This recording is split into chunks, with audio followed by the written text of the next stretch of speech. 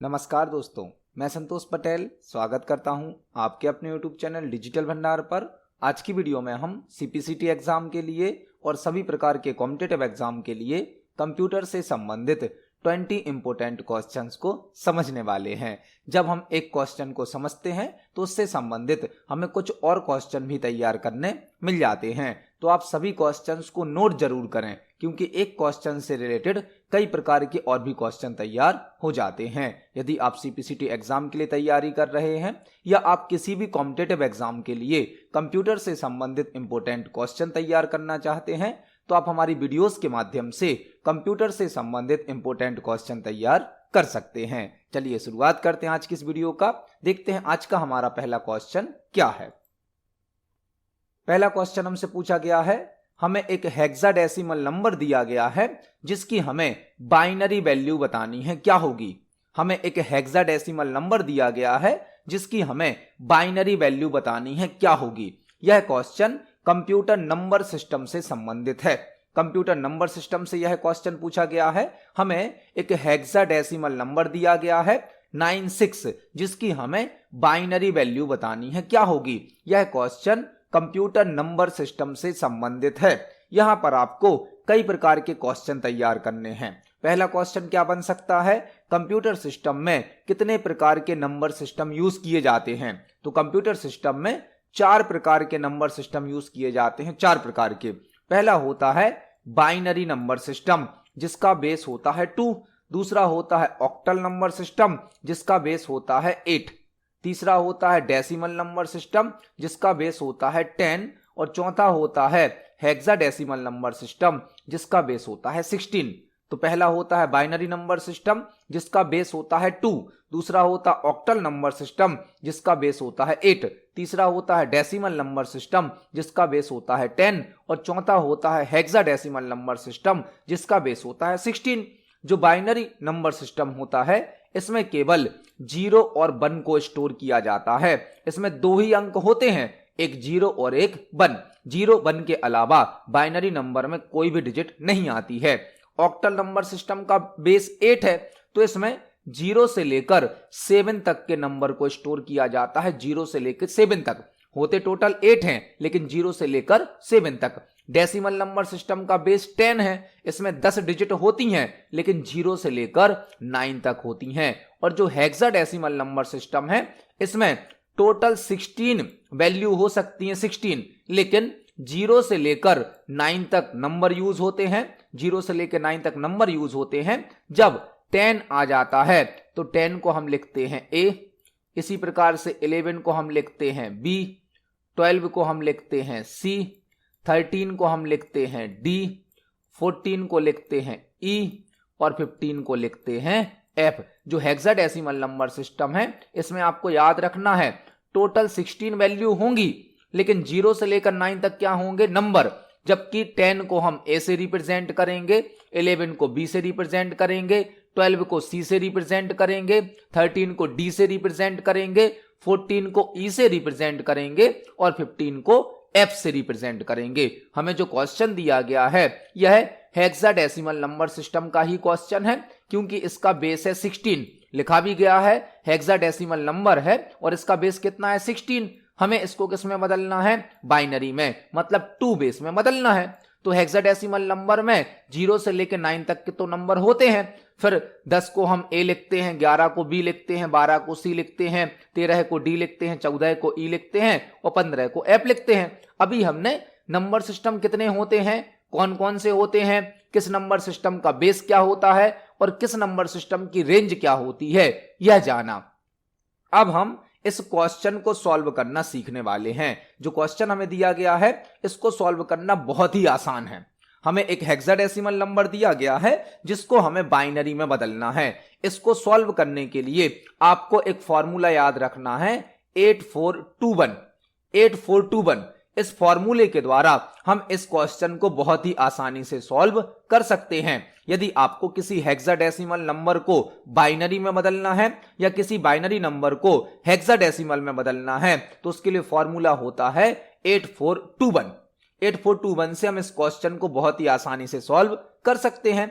हमें जो hexadecimal number दिया गया है हम उसको लिखेंगे, पहला डिजिट है इसमें 9, दूसरा डिजिट है 6। हमने दोनों डिजिट को अलग अलग लिखा है, पहली डिजिट है हमारी 9, दूसरी डिजिट है हमारी 6। अब हम इन दोनों डिजिट पर अपना फॉर्मूला लगाएंगे। फॉर्मूला क्या है हमारा 8421। हमने दोनों डिजिट पर अपना फॉर्मूला अप्लाई किया 8421। हमें इस फॉर्मूले से 9 बनाना है, 9, क्योंकि पहली डिजिट हमारी 9 है। तो 9 कैसे बनेगा, एक तो हमें जरूरत है 8 की, एक जरूरत है 1 की। 4 की जरूरत नहीं है, 2 की जरूरत नहीं है। आपको इस फॉर्मूले से 9 बनाना है, इस फॉर्मूले से। तो 9 बनाने के लिए किस किस की जरूरत पड़ेगी, 8 की और 1 की। तो हमने 8 को 1 दिया और 1 को 1 दिया। 4 और 2 की जरूरत नहीं थी तो उनको 0 दे दिया। मतलब 9 कैसे लिखेंगे बाइनरी में, 1 0 0 1, यह लिख गया बाइनरी में 9, क्योंकि हमने 8 और 1 को यूज किया है। 8 और 1 9 होगा, तो 8 को 1 दे दिया, 1 को 1 दे दिया। 4 और 2 का यूज नहीं किया तो उनको 0 दे दिया। इसी प्रकार से नीचे हमें 6 बनाना है। 6 कैसे बनेगा, 8 की जरूरत तो नहीं है तो 8 को हम 0 दे देंगे। 4 की जरूरत होगी क्योंकि 4 और 2 6 होंगे, तो 4 को 1 देंगे, 2 को 1 देंगे, 1 की जरूरत नहीं तो इसको 0 दे देंगे। यह हमारा 6 बन गया, यह हमारा आंसर आ गया। पहले हमें इस नंबर को लिखना है, फिर इसको लिख देना है। आंसर क्या होगा हमारा 1 0 0 1 0 1 1 0। यह हमारा क्वेश्चन सॉल्व हो गया, आंसर आ गया। हमें जो हेक्साडेसिमल नंबर दिया गया था उसकी हर डिजिट को हमने अलग अलग लिखा। उसके बाद यहां पर हमें 9 बनाना था, तो 9 कैसे बना, 8 और 1, जिसकी हमें जरूरत थी उसको हमने 1 दिया, जिसकी जरूरत नहीं थी उसको 0 दे दिया। यहां पर 6 बनाना था तो 4 और 2 को मिलाकर 6 बनेगा, तो हमने 4 और 2 को 1 दिया है, 1 दिया है, बाकी को 0 दिया है। यह हमारा आंसर है, यह हमारा क्वेश्चन सॉल्व हो गया। तो आप देख सकते हैं हेक्साडेसिमल नंबर को बाइनरी में बदलना कितना आसान है। इसके लिए आपको केवल 8421 यह फॉर्मूला याद रखना है। इस क्वेश्चन का आंसर होगा ऑप्शन नंबर ए। यहां पर हमने हेक्साडेसिमल नंबर को बाइनरी में बदलना सीखा है। देखते हमारे नेक्स्ट क्वेश्चन को। नेक्स्ट क्वेश्चन है, जब आप MS विंडोज में विंडोज प्लस ई का प्रयोग करते हैं तो आप क्या करना चाहते हैं। जब आप MS विंडोज में विंडोज प्लस ई का प्रयोग करते हैं तो आप क्या करना चाहते हैं। यह क्वेश्चन विंडोज ऑपरेटिंग सिस्टम से संबंधित है। यदि आप विंडोज ऑपरेटिंग सिस्टम में विंडोज की के साथ ई की को प्रेस करते हैं तो क्या होगा। Open file explorer, open browser, open control panel, open start menu. यदि आप विंडोज की के साथ ई की को प्रेस करेंगे तो क्या होगा। यहां पर विंडोज प्लस जो ई है वह होती है फाइल एक्सप्लोरर को ओपन करने की शॉर्टकट की, फाइल एक्सप्लोरर को ओपन करने की शॉर्टकट की। यदि हम विंडोज की के साथ ई की को प्रेस करते हैं तो फाइल एक्सप्लोरर ओपन हो जाता है, जो कि हमारे कंप्यूटर की फाइल और फोल्डर की लिस्ट को शो करता है, जहां से हम फाइल फोल्डर को देख सकते हैं, उन पर कई प्रकार के ऑपरेशन परफॉर्म कर सकते हैं। तो विंडोज प्लस ई किसके लिए शॉर्टकट की होती है, फाइल एक्सप्लोरर को ओपन करने के लिए। आपसे यह क्वेश्चन इस प्रकार भी पूछा जा सकता है कि फाइल एक्सप्लोरर को ओपन करने के लिए क्या शॉर्टकट की होती है। वह शॉर्टकट की होती है विंडोज प्लस ई की। तो इस क्वेश्चन का सही आंसर होगा option number A, open file explorer. इसको हम प्रैक्टिकली भी देख सकते हैं। यदि हम अपने कीबोर्ड से विंडोज के साथ ई को प्रेस करेंगे तो हमारे सामने फाइल एक्सप्लोरर ओपन हो जाता है, जहां पर सभी प्रकार की फाइल फोल्डर की लिस्ट शो की जाती है, जिससे हम फाइल फोल्डर को मैनेज भी कर सकते हैं। तो इस क्वेश्चन का आंसर होगा ऑप्शन नंबर ए। देखते हैं हमारे नेक्स्ट क्वेश्चन को। नेक्स्ट क्वेश्चन है, यदि आप MS एक्सेस का उपयोग कर रहे हैं, आप कंट्रोल प्लस एन प्रेस करते हैं तो क्या होता है। यदि आप MS एक्सेस का उपयोग कर रहे हैं और आप कंट्रोल प्लस एन प्रेस करते हैं तो क्या होता है। डेटाबेस क्लोज हो जाता है, डेटाबेस क्रिएट हो जाता है, डेटाबेस प्रिंट हो जाता है, या डेटाबेस ओपन हो जाता है। यह क्वेश्चन MS एक्सेस से संबंधित है। MS एक्सेस से, MS एक्सेस क्या है, MS एक्सेस एक DBMS सॉफ्टवेयर है, RDBMS सॉफ्टवेयर है। एमएस एक्सेस जो है वह एक डीबीएमएस या आरडीबीएमएस सॉफ्टवेयर है। डीबीएमएस का फुल फॉर्म होता है डेटाबेस मैनेजमेंट सिस्टम, आरडीबीएमएस का फुल फॉर्म होता है रिलेशनल डेटाबेस मैनेजमेंट सिस्टम। तो जो एमएस एक्सेस है वह एक डीबीएमएस या आरडीबीएमएस सॉफ्टवेयर है जो कि डेटाबेस को बनाने की, डेटाबेस को मैनेज करने की, डेटाबेस पर कई प्रकार के ऑपरेशन परफॉर्म करने की सुविधा प्रदान करता है। हमसे पूछा गया है यदि हम एमएस एक्सेस में Ctrl+N प्रेस करते हैं तो क्या होता है। जो Ctrl+N है यह न्यू की शॉर्टकट की होती है। न्यू की मैक्सिमम सॉफ्टवेयर में न्यू फाइल क्रिएट करने के लिए Ctrl+N का यूज किया जाता है। अधिकतर सॉफ्टवेयर में न्यू फाइल क्रिएट करने की शॉर्टकट की क्या होती है, Ctrl+N। तो यहां पे क्या हो जाएगा, हम एमएस एक्सेस में यदि Ctrl+N प्रेस करेंगे तो एक नया डेटाबेस क्रिएट हो जाता है। Ctrl+N किसकी शॉर्टकट की होती है, न्यू फाइल की। और एमएस एक्सेस में जो डेटाबेस बनता है उसे फाइल कहते हैं। तो Ctrl+N प्रेस करने पर नया डेटाबेस क्रिएट हो जाता है। इस क्वेश्चन का आंसर है ऑप्शन नंबर बी। देखते हमारे नेक्स्ट क्वेश्चन को। नेक्स्ट क्वेश्चन है निम्नलिखित में से कौन सी मॉडिफायर की नहीं है। निम्नलिखित में से कौन सी मॉडिफायर की नहीं है।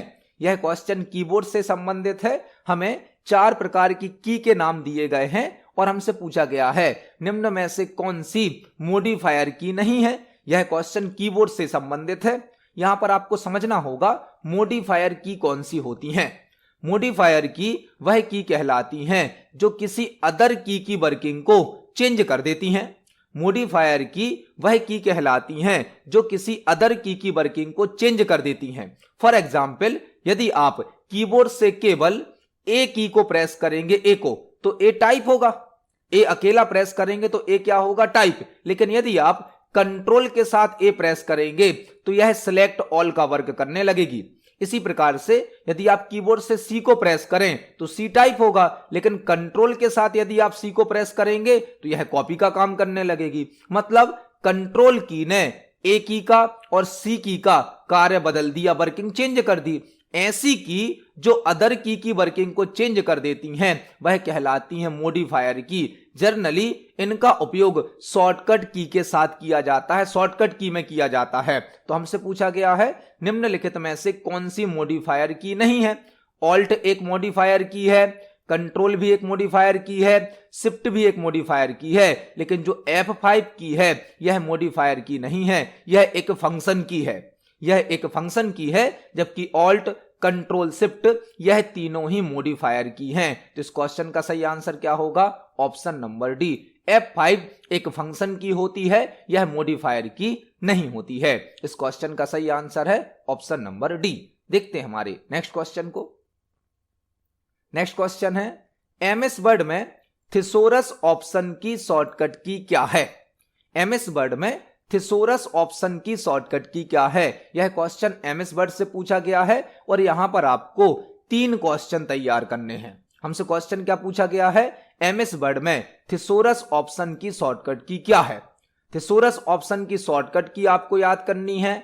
थिसोरस ऑप्शन किस टैब में प्राप्त होता है यह याद करना है, और थिसोरस ऑप्शन करता क्या है यह याद करना है। एमएस वर्ड में जो थिसोरस ऑप्शन होता है यह किसी वर्ड का सिनोनिम्स या एंटोनिम शो करता है। मतलब किसी शब्द का यदि हमें पर्यायवाची शब्द और विलोम शब्द सर्च करना है तो एमएस वर्ड में एक ऑप्शन होता है थिसोरस। थिसोरस ऑप्शन क्या करता है, किसी वर्ड का सिनोनिम्स और एंटोनिम शो करता है, मतलब पर्यायवाची शब्द और विलोम शब्द शो करता है। आपसे क्वेश्चन पूछा जा सकता है एमएस वर्ड में किसी वर्ड का सिनोनिम या एंटोनिम फाइंड करने के लिए किस ऑप्शन का यूज किया जाता है, वह होता है थिसोरस। थिसोरस क्या करता है, किसी वर्ड का सिनोनिम्स या एंटोनिम शो करता है, मतलब कि पर्यायवाची शब्द और विलोम शब्द। अब हमसे पूछा गया है थिसोरस की शॉर्टकट की क्या होती है। शॉर्टकट की होती है Shift+F7। Shift+F7 थिसोरस ऑप्शन की शॉर्टकट की होती है और थिसोरस ऑप्शन रिव्यू टैब में प्राप्त होता है। रिव्यू टैब में जो एमएस वर्ड का रिव्यू टैब है उसमें थिसोरस ऑप्शन हमें प्राप्त होता है। तो यहां पर हमने थिसोरस से संबंधित 3 क्वेश्चन तैयार करे। इस क्वेश्चन का आंसर है option number C. Thesaurus option की शॉर्टकट की Shift+F7 होती है। इसको हम एमएस वर्ड पर प्रैक्टिकली समझने वाले हैं। चलते हैं एमएस वर्ड पर। यह हमारा MS वर्ड सॉफ्टवेयर है जिसमें हमने कुछ सैंपल टेक्स्ट टाइप किया है। फॉर एग्जाम्पल हम यहाँ पर किसी एक वर्ड को सिलेक्ट करते हैं, जैसे हमने सिलेक्ट किया लुक वर्ड को। इसके बाद हम रिव्यू टैब को सिलेक्ट करेंगे। यहाँ पर एक ऑप्शन होता है थिसोरस, इस पे यदि हम क्लिक करेंगे तो जो भी वर्ड हमने सिलेक्ट किया है उसके सिनोनिम्स और एंटोनम हमें शो किए जाते हैं। यहाँ पर मल्टीपल सिनोनिम्स होते हैं और कुछ एंटोनम भी होते हैं। तो यदि आपने कोई वर्ड सिलेक्ट किया है MS वर्ड में, आपको उसका सिनोनिम्स या एंटोनम चेक करना है तो आप थिसोरस ऑप्शन का यूज कर सकते हैं। यहां पर हम किसी भी एक वर्ड को सिलेक्ट करेंगे, इसकी शॉर्टकट की होती है Shift+F7। Shift+F7 से भी हम थिसोरस ऑप्शन को एक्सेस कर सकते हैं, जो कि किसी वर्ड का सिनोनिम और एंटोनम शो करता है। यह हमें रिव्यू टैब में प्राप्त होता है। इसकी शॉर्टकट की होती है Shift+F7। तो इस क्वेश्चन का सही आंसर है ऑप्शन नंबर सी। देखते हैं हमारे नेक्स्ट क्वेश्चन को। नेक्स्ट क्वेश्चन है, किस जनरेशन के कंप्यूटर वैक्यूम ट्यूब टेक्नोलॉजी पर आधारित और महंगे थे? किस जनरेशन के कंप्यूटर वैक्यूम ट्यूब टेक्नोलॉजी पर आधारित और महंगे थे? यह क्वेश्चन कंप्यूटर सिस्टम की जनरेशन से संबंधित है। कंप्यूटर सिस्टम की जनरेशन से एक दो क्वेश्चन सभी प्रकार के पेपर में जरूर पूछे जाते हैं। यह एक इंपॉर्टेंट टॉपिक है। यहां पर आपको 4-5 क्वेश्चन तैयार करने हैं। अभी हमसे क्वेश्चन क्या पूछा गया है, किस जनरेशन के कंप्यूटर वैक्यूम ट्यूब टेक्नोलॉजी पर आधारित थे और महंगे थे? आपको यहां पर 4-5 क्वेश्चन तैयार करने हैं। पहला क्वेश्चन आपको तैयार करना है, कंप्यूटर सिस्टम की टोटल कितनी जनरेशन है? कंप्यूटर सिस्टम की टोटल 5 जनरेशन है। कंप्यूटर सिस्टम की टोटल 5 जनरेशन है, जो कि फर्स्ट जनरेशन से लेकर 5th जनरेशन तक है। कंप्यूटर सिस्टम की टोटल 5 जनरेशन है, जो कि फर्स्ट जनरेशन से लेकर 5th जनरेशन तक है। आपको पांचों जनरेशन की टेक्नोलॉजी याद होनी चाहिए, क्योंकि एक दो क्वेश्चन कंप्यूटर जनरेशन से संबंधित जरूर होते हैं। आपको हर जनरेशन के कंप्यूटर में यूज होने वाली टेक्नोलॉजी याद होनी चाहिए। जो फर्स्ट जनरेशन के कंप्यूटर हैं, इसमें वैक्यूम ट्यूब का यूज होता है। वैक्यूम ट्यूब जो फर्स्ट जनरेशन के कंप्यूटर हैं, इसमें वैक्यूम ट्यूब का यूज होता है। सेकंड जनरेशन के कंप्यूटर में ट्रांजिस्टर का यूज होता है। ट्रांजिस्टर। थर्ड जनरेशन के कंप्यूटर में IC का यूज होने लगा। IC मतलब इंटीग्रेटेड सर्किट। फर्स्ट जनरेशन के कंप्यूटर में कौन सी टेक्नोलॉजी थी? Vacuum tube. सेकंड जनरेशन में ट्रांजिस्टर।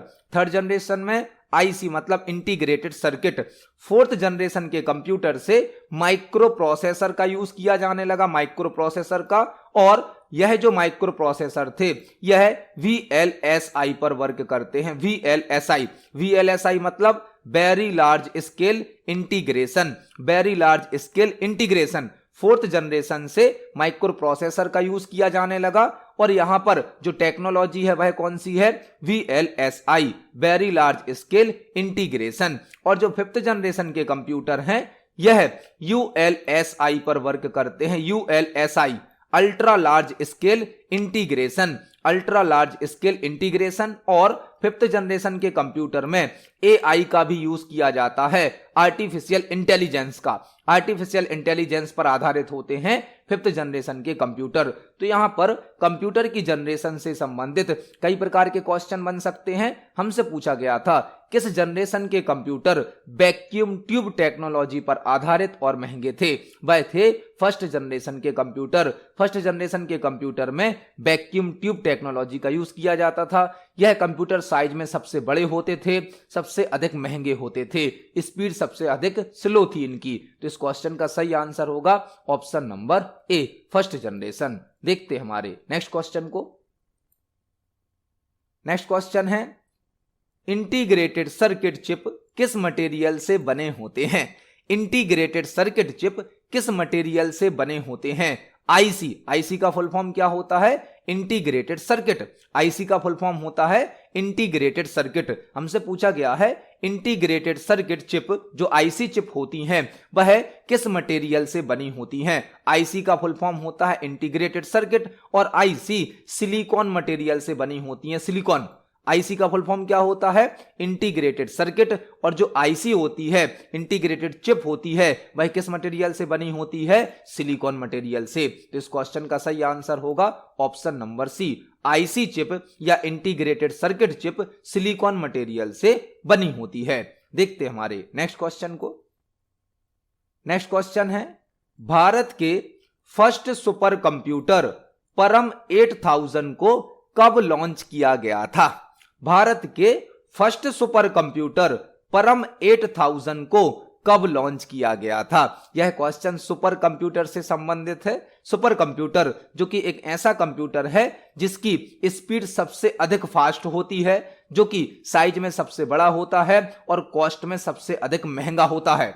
आपसे क्वेश्चन पूछा जा सकता है, कौन सा कंप्यूटर साइज में सबसे बड़ा होता है, स्पीड में सबसे अधिक फास्ट होता है और कॉस्ट में सबसे महंगा होता है? वह होता है सुपर कंप्यूटर। और हमसे क्वेश्चन क्या पूछा गया है, भारत के फर्स्ट सुपर कंप्यूटर परम 8000 को कब लॉन्च किया गया था? यहां पर आपको 4-5 क्वेश्चन तैयार करने हैं। एक क्वेश्चन का आंसर तो हमें सामने ही दिया गया है कि भारत के फर्स्ट सुपर कंप्यूटर परम 8000 को कब लॉन्च किया गया था। तो एक क्वेश्चन तो हमारा यही तैयार हो गया कि भारत का पहला सुपर कंप्यूटर कौन सा है? परम 8000। परम 8000 भारत का पहला सुपर कंप्यूटर है, जिसे सीडेक नाम की कंपनी के द्वारा बनाया गया है। सीडेक ऑर्गेनाइजेशन के द्वारा परम सीरीज के सुपर कंप्यूटर बनाए जाते हैं। इंडिया में जो भी परम सीरीज के सुपर कंप्यूटर हैं वह सीडेक नाम की ऑर्गेनाइजेशन बनाती है। सीडेक का फुल फॉर्म क्या होता है? Centre for development of advanced computing. Centre for development of advanced computing. Bharat में जो भी परम सीरीज के सुपर कंप्यूटर हैं वह सीडेक नाम की ऑर्गेनाइजेशन बनाती है। सीडेक का फुल फॉर्म होता है centre for development of advanced computing. तो इंडिया में बना पहला सुपर कंप्यूटर कौन सा है? परम 8000। और परम सीरीज के सुपर कंप्यूटर कौन सी ऑर्गेनाइजेशन बनाती है? सीडेक। हमसे क्वेश्चन पूछा गया है कि फर्स्ट सुपर कंप्यूटर परम 8000 को कब लॉन्च किया गया था? इसे लॉन्च किया गया था 1991 में। 1991 में फर्स्ट सुपर कंप्यूटर परम 8000 को लॉन्च किया गया था। यहां पर आपको एक और क्वेश्चन तैयार करना है, परम का फुल फॉर्म क्या होता है? परम का फुल फॉर्म होता है पैरेलल मशीन। पैरेलल मशीन परम का फुल फॉर्म होता है। परम 8000 इंडिया में बनाया गया पहला सुपर कंप्यूटर है। सीडेक नाम की ऑर्गेनाइजेशन परम सीरीज के सुपर कंप्यूटर को बनाती है और परम 8000 को 1991 में लॉन्च किया गया था। तो यहां पर हमने एक साथ कई क्वेश्चन तैयार करे। इस क्वेश्चन का आंसर है ऑप्शन नंबर सी। देखते हैं हमारे नेक्स्ट क्वेश्चन को। नेक्स्ट क्वेश्चन है, एक वेब पेज में मौजूद एक शब्द को क्लिक करने पर कोई अदर डॉक्यूमेंट ओपन होता है, वैसे शब्द को क्या कहते हैं? एक वेब पेज में मौजूद एक शब्द को क्लिक करने पर कोई अदर डॉक्यूमेंट ओपन होता है, वैसे शब्द को क्या कहते हैं? यह क्वेश्चन वेबसाइट से या वेब पेज से संबंधित है। वेब पेज क्या होता है? वेब पेज किसी वेबसाइट का पेज होता है। वेब पेज मतलब किसी वेबसाइट का पेज। एक वेबसाइट मल्टीपल वेब पेजेस का कलेक्शन होती है। हमसे क्वेश्चन पूछा गया है, एक वेब पेज में मौजूद एक शब्द को क्लिक करने पर कोई अदर डॉक्यूमेंट ओपन होता है, वैसे शब्द को क्या कहते हैं? फॉर एग्जाम्पल, आप कोई वेबसाइट ओपन करे हैं, कोई वेब पेज ओपन करे हैं, यहां पर कोई एक टेक्स्ट लिखा गया है, कोई वर्ड लिखा गया है, और यदि आप इस पर क्लिक करते हैं और कोई दूसरा डॉक्यूमेंट, कोई दूसरी फाइल ओपन हो जाती है, तो इस टेक्स्ट को क्या कहा जाता है? इस टेक्स्ट को कहा जाता है हाइपरलिंक। वेब पेज में हाइपरलिंक होती है। जब आप हाइपरलिंक पर क्लिक करते हैं तो आप किसी दूसरे पेज पर या किसी डॉक्यूमेंट पर नेविगेट हो जाते हैं, मतलब ट्रांसफर हो जाते हैं। तो वेब पेज में हाइपरलिंक होती हैं और हाइपरलिंक पर क्लिक करने पर कोई अदर डॉक्यूमेंट ओपन हो सकता है या हम किसी नेक्स्ट पेज पर ट्रांसफर हो सकते हैं। तो इस क्वेश्चन का आंसर क्या होगा? Option number B, hyperlink. Hyperlink क्या करती है? हाइपरलिंक मल्टीपल फाइल्स को, मल्टीपल पेजेस को आपस में लिंक करने की सुविधा प्रदान करती है। तो इस क्वेश्चन का सही आंसर क्या होगा? Option number B, hyperlink. यहां पर आपको एक और क्वेश्चन तैयार करना है, यूआरएल का फुल फॉर्म क्या होता है?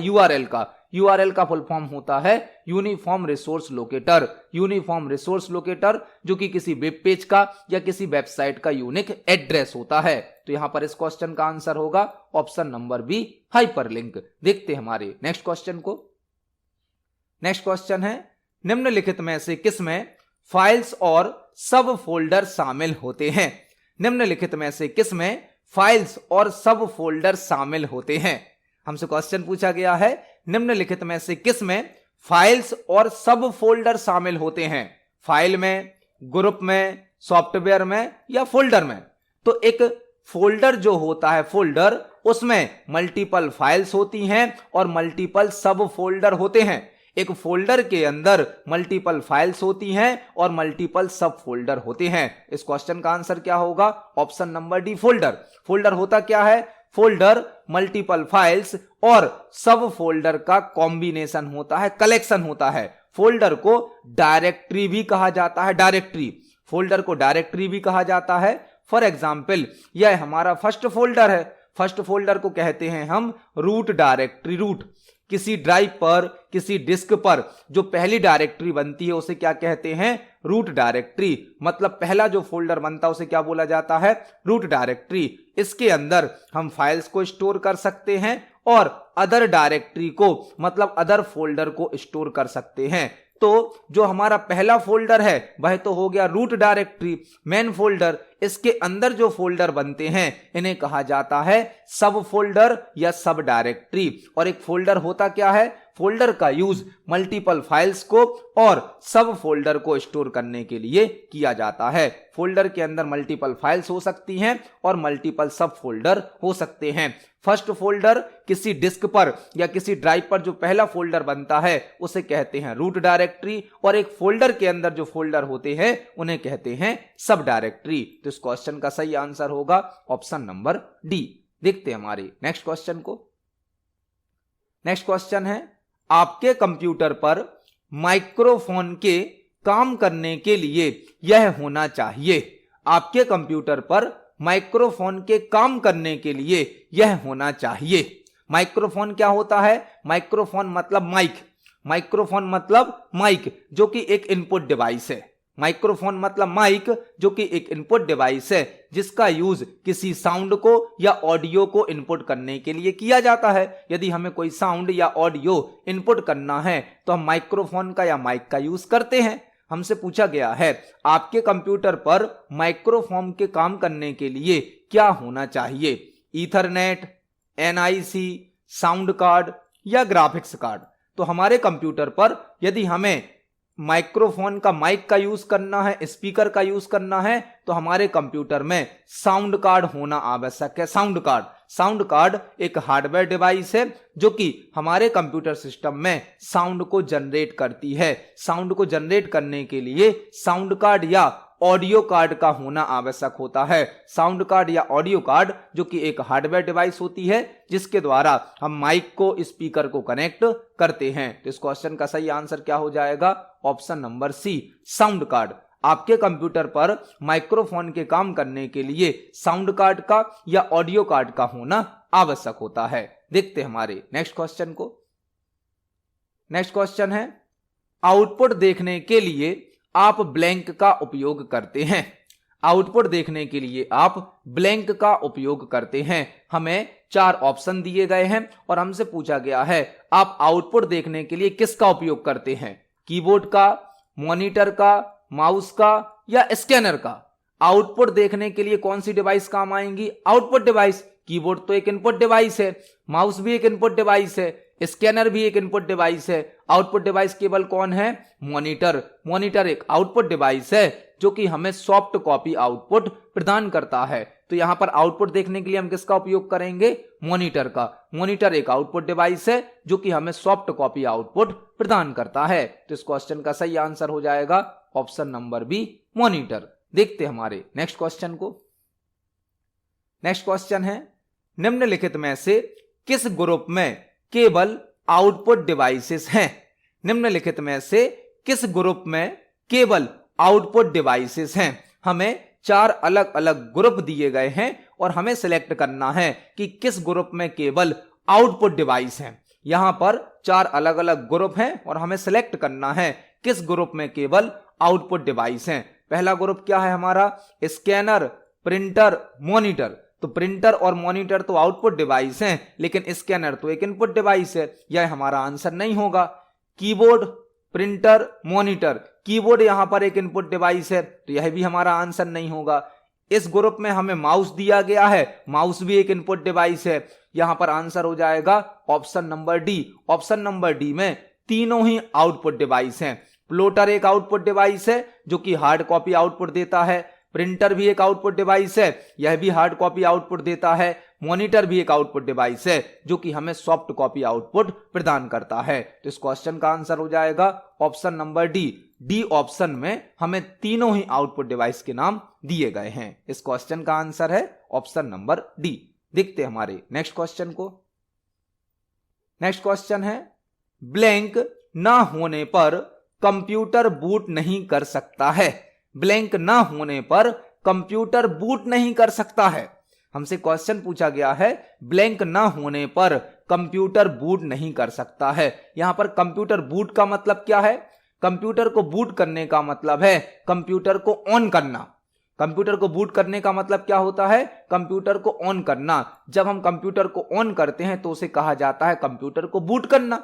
और कंप्यूटर को ऑन करने पर एक बूटिंग प्रोसेस रन होती है, बूटिंग प्रोसेस। कंप्यूटर को बूट करने पर बूटिंग प्रोसेस रन होती है, बूटिंग प्रोसेस। और बूटिंग प्रोसेस में क्या होता है? ऑपरेटिंग सिस्टम को सेकेंडरी मेमोरी से प्राइमरी मेमोरी में लोड किया जाता है। जब हम कंप्यूटर सिस्टम को ऑन करते हैं तो बूटिंग प्रोसेस रन होती है। बूटिंग प्रोसेस में ऑपरेटिंग सिस्टम को सेकेंडरी मेमोरी से प्राइमरी मेमोरी में लोड किया जाता है।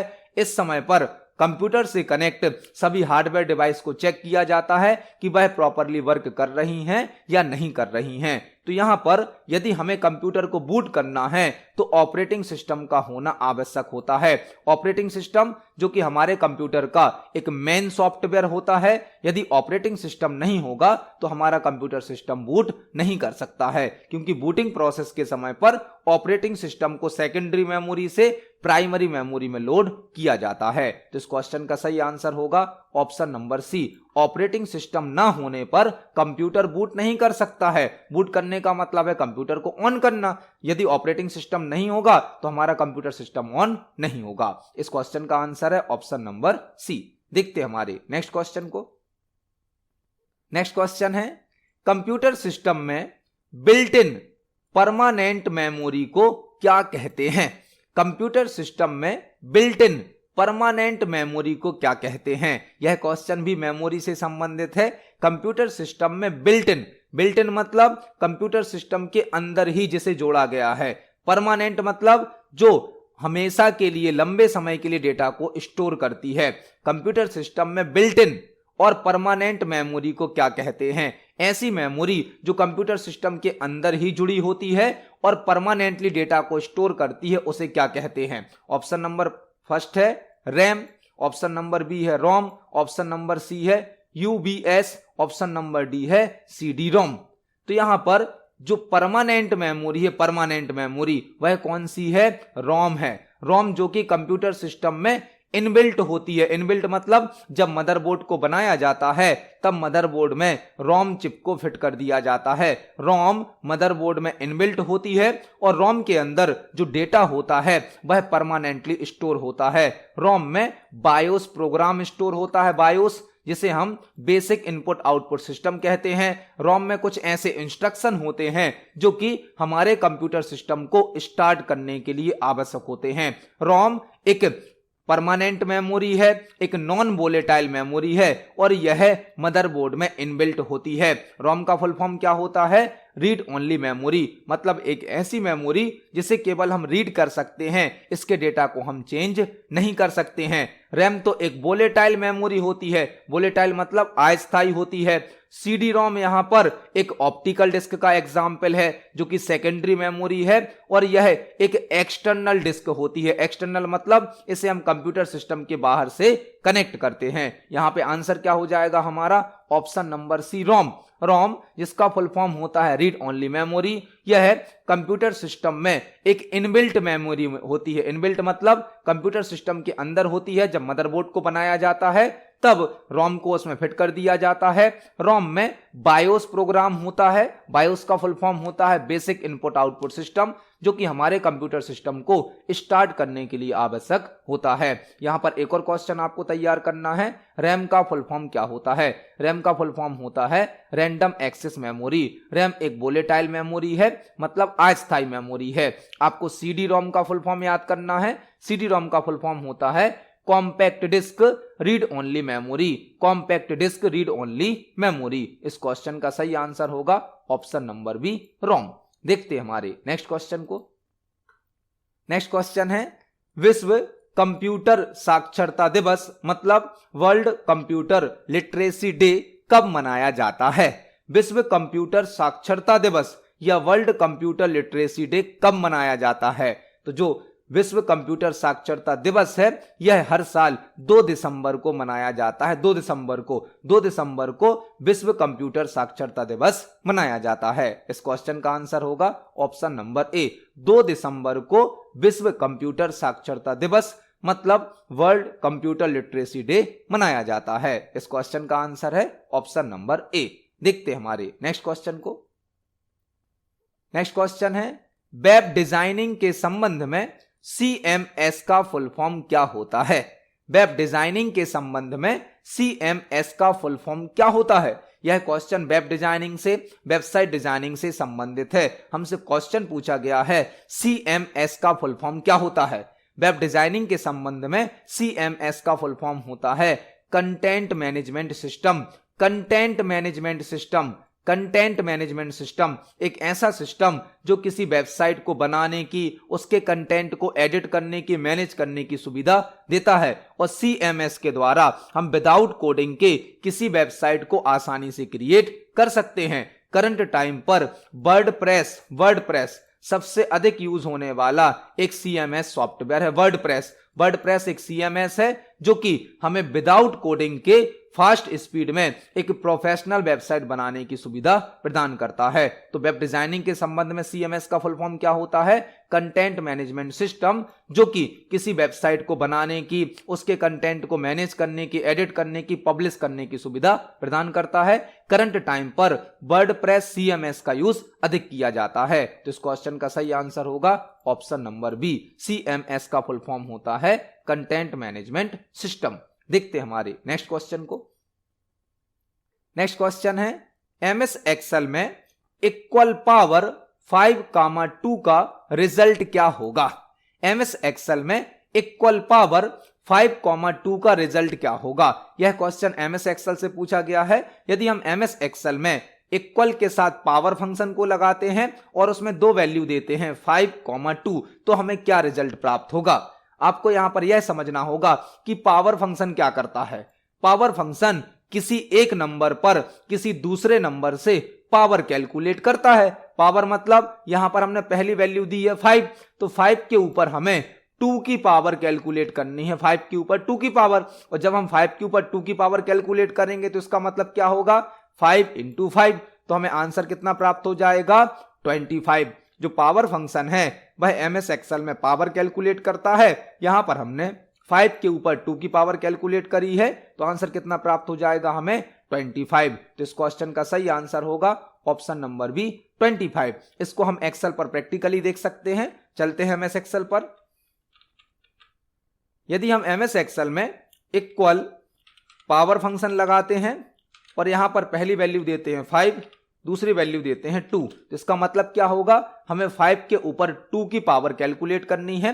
हम जैसे ही एंटर की को प्रेस करेंगे हमें आंसर रिजल्ट प्राप्त हो जाएगा। आंसर कितना आया हमारा? 25, क्योंकि हमने 5 के ऊपर 2 की पावर कैलकुलेट करी है। इस क्वेश्चन का सही आंसर होगा ऑप्शन नंबर बी। देखते हैं हमारे नेक्स्ट क्वेश्चन को।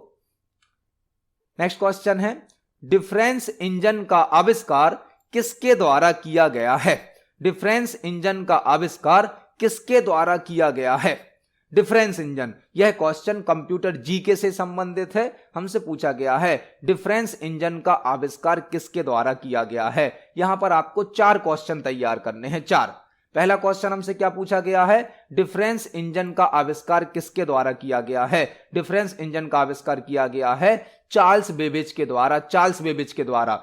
चार्ल्स बेबेज के द्वारा डिफरेंस इंजन का इन्वेंशन किया गया है, आविष्कार, और एनालिटिकल इंजन का भी किया गया है। एनालिटिकल इंजन का आविष्कार भी किसने किया है? चार्ल्स बेबेज ने, और इन्हें फादर ऑफ कंप्यूटर भी कहा जाता है।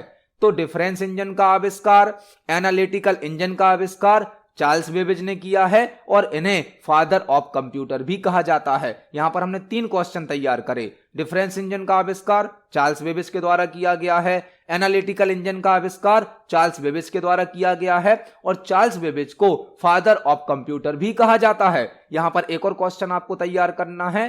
फर्स्ट कंप्यूटर प्रोग्रामर एडा लवलेस को कहा जाता है। फर्स्ट कंप्यूटर प्रोग्रामर एडा लवलेस को कहा जाता है। तो इस क्वेश्चन का सही आंसर होगा option number B, difference engine का आविष्कार चार्ल्स बेबेज के द्वारा किया गया है, और एनालिटिकल इंजन का आविष्कार भी चार्ल्स बेबेज के द्वारा किया गया है। इन्हें फादर ऑफ कंप्यूटर भी कहा जाता है। देखते हैं हमारे नेक्स्ट क्वेश्चन को। नेक्स्ट क्वेश्चन है, कंप्यूटर मेमोरी का 1 GB किसके बराबर है? कंप्यूटर मेमोरी का 1 GB किसके बराबर है? यह क्वेश्चन कंप्यूटर की मेमोरी से संबंधित है। कंप्यूटर मेमोरी का 1 GB किसके बराबर है? यहां पर यह क्वेश्चन कंप्यूटर में यूज होने वाली मेमोरी यूनिट से संबंधित है। मेमोरी यूनिट से हमसे पूछा गया है 1 GB निम्न में से किसके बराबर है? ऑप्शन नंबर ए है 1024 MB, ऑप्शन नंबर बी है 1024 KB, ऑप्शन नंबर सी है 1024 TB, और ऑप्शन नंबर डी है 1024 बाइट। जो जीबी है, जीबी का फुल फॉर्म होता है गीगाबाइट, और 1 गीगाबाइट में 1024 मेगाबाइट होते हैं, MB होते हैं। 1 GB में 1024 MB होते हैं, और 1 MB में 1024 KB होते हैं। 1 MB में 1024 KB होते हैं। 1 KB में 1024 बाइट होते हैं। 1 KB में 1024 बाइट होते हैं, और 8 बिट को मिलाकर 1 बाइट क्रिएट होता है। सबसे छोटी मेमोरी होती है बिट। जब 4 बिट मिलती हैं तो एक नेबल क्रिएट होता है। 8 बिट मिलती हैं तो एक बाइट क्रिएट होता है। जब 1024 बाइट मिलती हैं तो एक केबी बन जाता है। 1024 केबी मिलते हैं तो एक एमबी बन जाता है। 1024 एमबी मिलते हैं तो एक जीबी बन जाता है, और जब 1024 जीबी मिलते हैं तो एक टीबी बन जाता है, टेराबाइट। तो यहां पर हमने मेमोरी यूनिट से संबंधित कई प्रकार के क्वेश्चन समझे। जीबी का फुल फॉर्म गीगाबाइट, एमबी का फुल फॉर्म मेगाबाइट, टीबी का फुल फॉर्म टेराबाइट, केबी का फुल फॉर्म किलोबाइट। इस क्वेश्चन का आंसर है ऑप्शन नंबर ए, 1 GB बराबर 1024 MB होते हैं। इस क्वेश्चन का सही आंसर है ऑप्शन नंबर ए। तो आज की वीडियो में हमने सीपीसीटी एग्जाम के लिए और सभी प्रकार के कॉम्पिटिटिव एग्जाम के लिए कंप्यूटर से संबंधित 20 इंपोर्टेंट क्वेश्चंस को समझा है। आप इन सभी क्वेश्चंस को पढ़ें, समझें। यदि आपका कोई क्वेश्चन है, कोई डाउट है तो कमेंट सेक्शन में जरूर पूछिए। वीडियो पसंद आती है तो वीडियो को लाइक करें, ज्यादा से ज्यादा शेयर करें। मिलते हैं अगली वीडियो में। धन्यवाद।